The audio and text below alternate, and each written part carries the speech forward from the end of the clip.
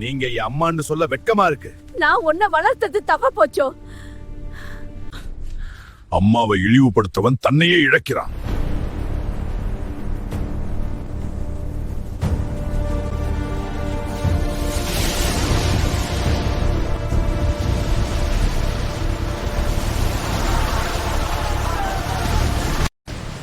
யாராவது உதவி பண்ணுங்க. அம்மா என்ன நினைச்சு? நான் எப்போ உன்னை மன்னிச்சேன்டா. இனிமேல் உங்களை பெருமையா வாழ வைப்பேன். இது நம்ம கற்றுக்கொண்ட பாடம். அம்மாவை மதிக்காதவன் வாழ்க்கையை மதிக்க மாட்டான்.